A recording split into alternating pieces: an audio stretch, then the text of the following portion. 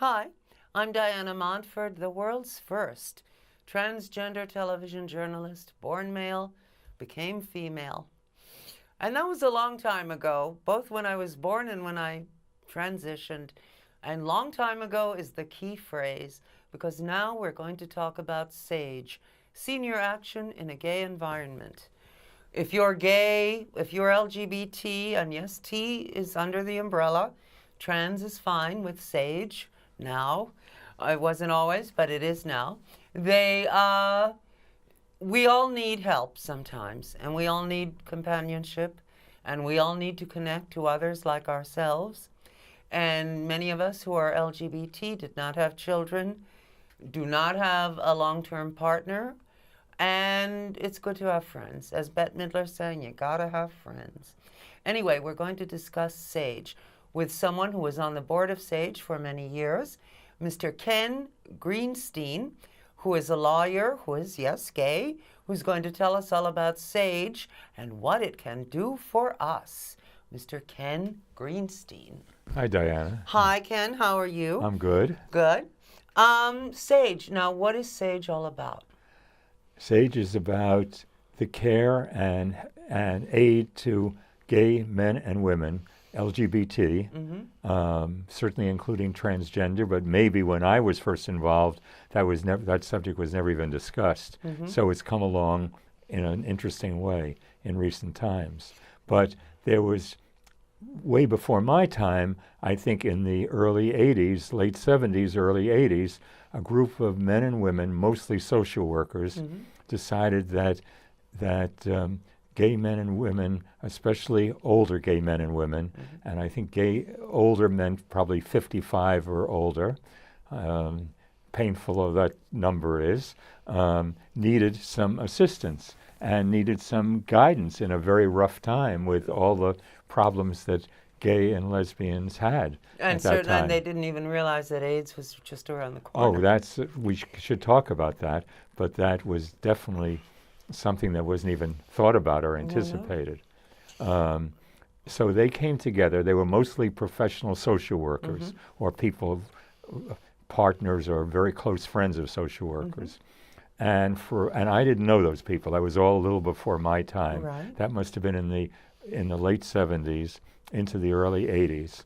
But I knew of SAGE, and like a lot of contemporaries, I thought, that's for older men and women. Well, you were only 40 or so then. But the secret is that you could still be interested in the care and feeding of seniors, even if you were a young guy. I remember as a young person growing up in the suburban New York, my dad was involved helping seniors, not gay seniors, but there was a tradition among middle-class Jewish families that the care of older people was a real responsibility. And among middle-class Spanish families. And similar, During the late 70s and early 80s, I was taking care of my grandmother. Sure. Who died at 94 when I was 28. That was all part of the tradition, that you had a responsibility to those people. Exactly. They had brought you up. And now it was your turn. Exactly. Yeah. But I think with gay men and women, we were so age conscious that it was a remarkable, unusual thing that these gay men and women in their 40s and early 50s were trying to take care of people in their late 50s, 60s, and 70s that these social workers knew about. And now so many people, because we're all baby boomers, are in our 50s, 60s, 70s, and even 80s. Yeah. And is it difficult to be a gay man who's not 25? Very. Yeah, I think more difficult for gay men than women, but I was lucky in that I had a long-term partnership. And I realized before we started our discussion, probably I survived the AIDS crisis because I had a long-term relationship. Not that we were, to be totally honest, totally pure to each other, or we were essentially, but I missed on all my friends were hanging out in the bars in the West Village, and I missed that whole era. At that time, people would tell me, what are you taking care of your grandmother for? You're young, you're pretty, you're wasting your life. They're all dead now. I didn't get any diseases because I was home with my grandmother. But I have no anger at those. I understand what happened. You got all caught up in the excitement and sure. freedom of the time. I was in a slightly earlier period. We were very restricted in what we Yes. did. So we were so aware of the society around us and not making waves. And the next generation really didn't give a damn. Were you a member of any gay organization before Sage, like Lambda. I was a lawyer. I was recruited. Bill Tom, Yes, who you yes, know, yes. was a friend, Yes, and hopefully still is. and there were very few gay lawyers, who out gay well, lawyers. and now I thought of becoming a lawyer, but they had that thing in the Bar Association thing where they said, are you of good character? And in those days, being gay meant that you were of bad character, and it was also illegal and evidence of insanity. So I thought, this is not going to work, But we just lied about it. I know. We took a deep gulp, and it's I just like was- in the Army. Yes, They but I asked was you, so swishy, there was no way to lie about I it. hear you. But in the Army, one of the things when you had your before the Yes. draft board, You they have said, "Are you tendencies." homosexual?" And I said no, and so did everybody else I know who Sure. went into the Army. I mean, But you're very lucky in that you can quote unquote pass for straight, Yeah. straight looking, straight acting, as the magazines used to say. And that's a terrible thing to say because it's very, you're 100% right. yeah. But so I was really focused on my career and my partner, and it was amazing. There were domestic couples, male and female, all over parts of New York, and we had our sure. own little bourgeois lives. Which leads me to think that, no, I'm not really the casual sex type, and I don't think you are either. Even in the 70s when everyone was doing it and people were saying, oh, what are you wasting your life for? We wouldn't do that anyway, More or less, you're right. Yes. Yeah. Once in a while you would be tempted, or But not doing it between parked cars with 30 people a night. Come on. But I remember going to a Thanksgiving dinner, and there was a very attractive guy from London there for his first Thanksgiving, and he said to us, "I'm going home with you guys."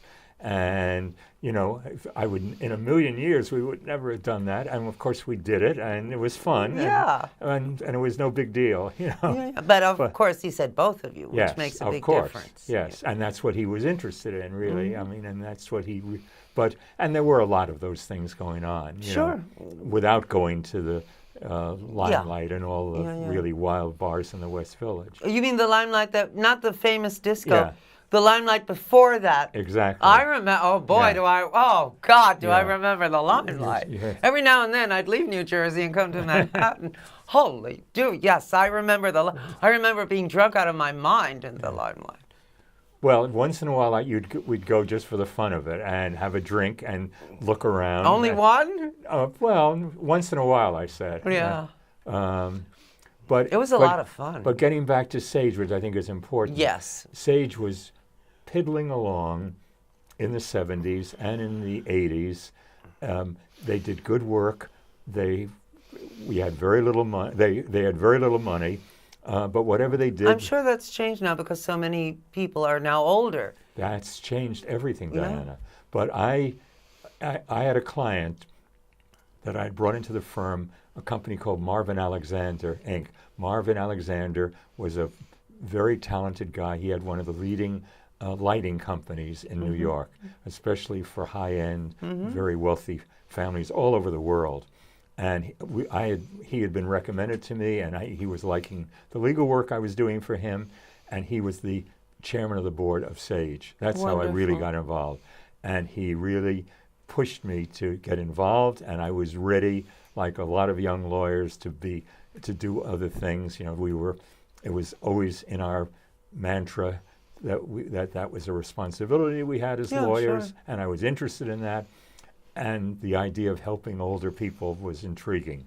So I got on the board, and I liked it very much, and I stayed there this was in the late 80s, and 10 years later I became chairman of the board. Wonderful. Marvin had left. Well, now, what kind of help would you give mature LGBT folks circa 1980? What kind of help would they have needed? Would it be different from the help they would need today? There were things that you and I didn't ever meet these people. Working class people living in the outer boroughs, earning very small salaries Yeah. with modest jobs in public service as a clerk somewhere, working in a in a drugstore. No family, detached from everybody, Did no they have lover, Oh, yeah. and they retired living on Social Security or less than Social Security, and they needed some place to come to. And It's a hell of a long trip, though, from the outer boroughs. well, it's not like that anymore, but it was then. And most of them didn't even know about SAGE, but essentially SAGE was helping people living in Manhattan. Yeah. And But Manhattan in those days had every socioeconomic bracket as opposed to today, where it's a Absolutely. gated community. A few years later, when the LGTB Center started on 13th In Street, 83, yeah. we had a drop-in center there. Yes, I know. It was always in the newsletter. Sure. And Because I used to go to the trans that thing. still exists. Yeah.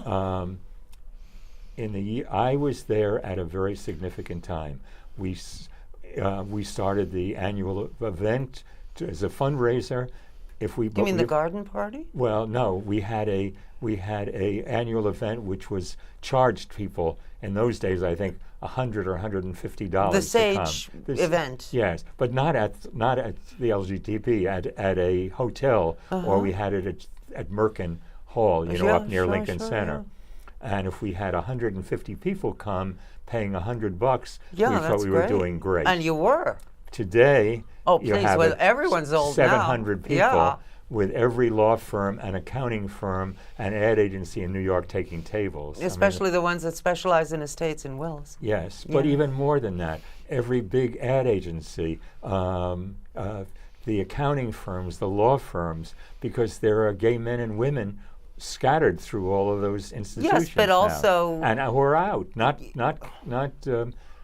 closeted. Well, now we both remember when it was awful to be gay, when it was just worse than being a murderer. Yeah, How things have changed in such a short time. it is amazing whether or not it became fashionable, I guess, to support gay and lesbian things as people realized their cousins and their brothers, like in my family. I mean, all of a sudden, they have a gay brother. Or they have a bisexual father or mother or something. Definitely. And, I mean, I have a very good friend now who has a gay mother. He had a father who I guess was all over the place, which was not uncommon. He's very comfortable with himself. That's not, I mean, I don't know if you remember the movie, The Kids Are All Right. Yes. Julianne Moore and Annette Bening. And Annette Bening, yes. I just saw that again last night, and I remember how good it was. The world has changed, and I think, but New York isn't the world either. No, and California, where the film takes place, isn't the world either. Yeah, because I think, but when you think about it, look what's happened. Ireland, the most restrictive Catholic country in the world, where 60% of the people are in favor of gay marriage. I can top that. Spain, circa 2005, approved gay marriage. And I read in the New Yorker that descendants of people who were founders of the Spanish Republic could have instant Spanish citizenship. Yeah. So I called the Spanish embassy. And I spoke with them. Excuse me. I have a terrible cold. Anyway, I said, yeah, I would like to, be a citizen of Spain and blah, blah, blah. And they said, fine. And I said, well, yeah, but not fine because, you see, I'm transgender. The woman said, and so? Come on. I didn't join because I don't need 2 tax bills. Thank you, Spain. But anyway. But isn't it weird the Catholic countries Can you believe? And it was a fascist country more to top it all off. than the U.S. is, Yes. Well, I think we're saying how the world has changed, and it is for the good. I mean, but the problems are not over yet. Well, North Carolina. Yes. Houston. Yes. Yeah, Mississippi. Mm-hmm. But I think what happened is people looked around. I can testify in being in a large law firm and realized that people that you were dealing with every day were gay or lesbian. Sure. And it wasn't such a big deal. And they were useful, and they were okay, and they were like our brothers or sisters or cousins. Yeah. And there was an acceptance, and it was a sort of sophisticated thing in New York City Yes. to accept them Yes, too. yes. And as a period, as you know, to go to Studio 54, which was really a gay and Les and Jardins and I- other places. exactly.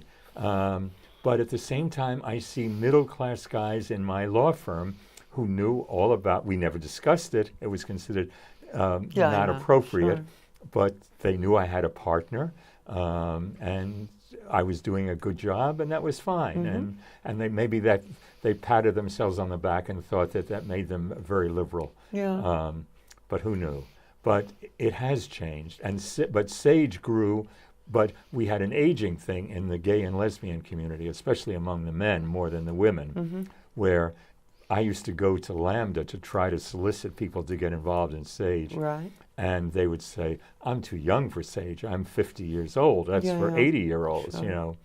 And But now they're 80 if they're lucky. But now it's changed because the same people who were active in Lambda 20 years ago are now in their mid-70s. Exactly. And Sage has grown from an organization that if we had a sort budget of a fringe organization. yes, it now To a very, like AARP, it's not a very mainstream, powerful it organization. has offices. I put some stuff down, Diana, just to say. Well, I just read it to talked the nice somebody. people, yes. Well,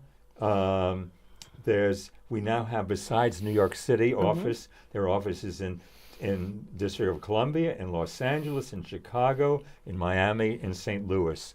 There are 60 full-time staff people and maybe 200 volunteers who volunteer up to 30 Isn't that hours wonderful? a week. But what's really important for us as New Yorkers is the New York City Council awarded us $1,200,000 a couple of years ago. I love the city council. To expand the Safe Center, which exists now on 27th Street, to all the other boroughs of New York. And what's a safe center? The Safe Center is in the Sage headquarters are 27th Street and 7th Avenue. Right. They have 2.5 floors in that office building. Okay. And in that, on one of the floors, is a Safe Center, drop-in center, where there is a library, where there is a dining room, where there is food for services 5 days a week, Monday through Friday. Is poverty a free for people widespread 65 and over. And poverty is a widespread.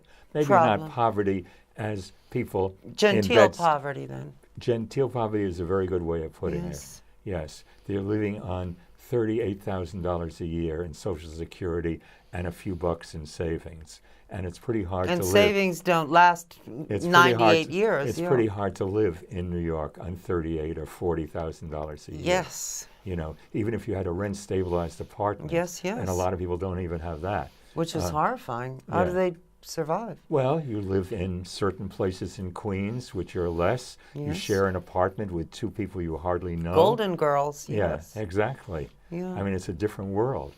But Sage has a facility in Harlem. Sage is in all the boroughs other than in Queens, because Queens had a long-standing gay elder facility of its own. Can Sage help people to find housing and jobs and other things? We do have that. We do have social workers who have networks who try to do that, part-time jobs. That is part of it. But there's a lot of counseling for a lot of reasons, on health issues, on relationship issues, on jobs, on where to safe neighborhoods in New York. Safe in the sense of safe for gay people, or safe in the sense of safe, period? Both. I think that's a good question. I think there are safe neighborhoods, but there are neighborhoods which are so-called safe, which are not safe for gay men and women. And I think transsexuals having an even harder time than a lot of more conventional I agree. men and women. Yes. And Just the other day, the staff is very attuned to all of this. Just the other day, I was going to the supermarket at 8 o'clock at night on York Avenue and 88th Street. Yeah. And this man who watches my show, I know because he hates my ass, gave me the dirtiest, most vicious look. I actually recoiled. I was just walking by. He was walking this way. Yeah, A that's supposedly weird. civilized person. Yeah. He's crazy. That is weird. And Yeah. I mean, a look of such pure hatred, it scared me. yeah, it's hard for me to realize how people are at this time in our lives, after seeing the growth of all that we've lived through, you and I, and that there are still people who hate it and they're implacable. There are also people who are anti-Semitic, people who are anti-woman, people who are anti-black, people who are anti-Spanish, people But they're self-hating too, because I think, this guy in the West Village who killed who poked fun at somebody and is at two gay guys, and the two gay guys challenged him, and the guy who initiated it took a gun out and shot one of them. Good God. Oh, this is in the papers, and he's just been convicted. For what, 1 year or something? Well, who knows? But I think that still goes on, and I don't know. Who knows what self-hate probably exists on the part of the man who started it all. And maybe he's gay. That's what I mean. That's possible. Yeah, it's hard to understand, because I think most people, at least maybe I'm living in a protected world, even dealing with transsexuals, even if it's personally something that it's hard for them to understand, most people I deal with sort of do understand in a unsophisticated way, but maybe I'm living in the dream world. I think that we do have segments of the population here who still are hostile to you and to me. But you're going to find people who will be hostile to everyone for any reason. Exactly. You need. I mean, Hitler realized that you have to pick on somebody. The scapegoat thing. Yes, of course. Yes. But I think it's amazing in our lifetimes. We were talking about, you and I, about that, how far we've come. God knows. And I think,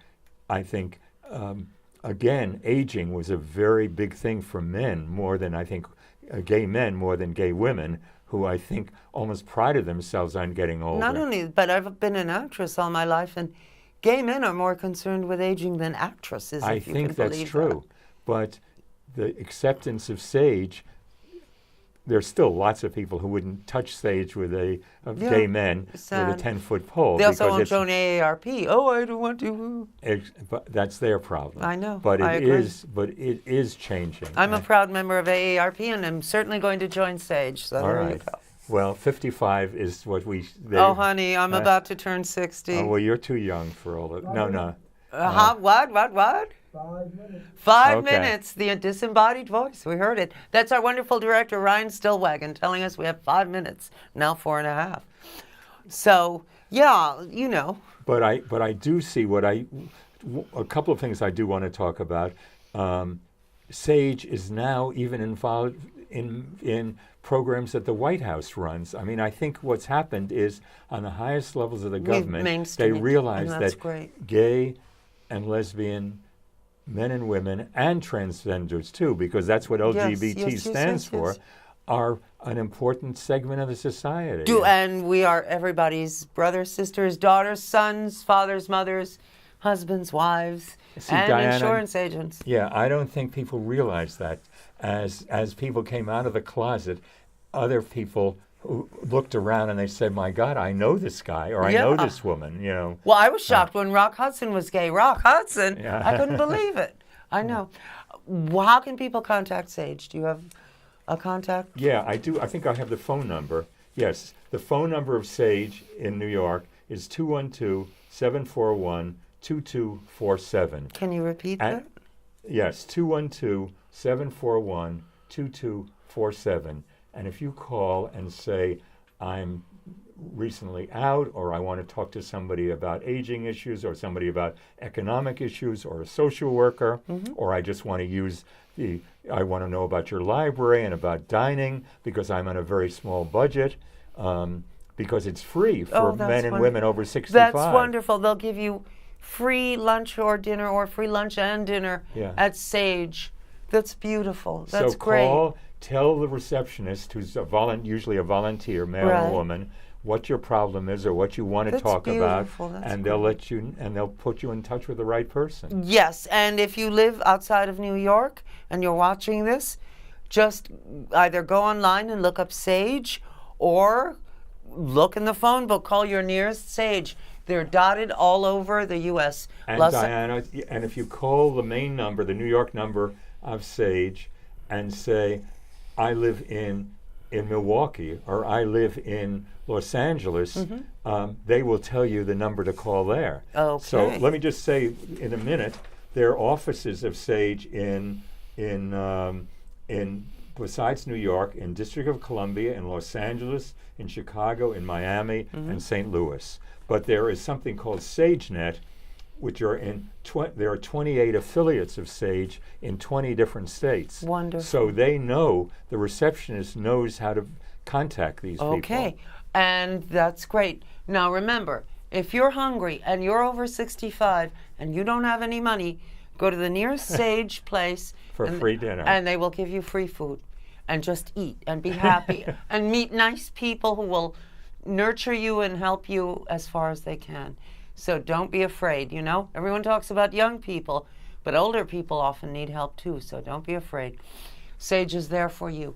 Anyway, my guest has been Mr. Ken Greenstein, a lawyer, a gay man, who has been telling us about Sage. He was on the board for many years, and he is a great guy and certainly knows what he's talking about.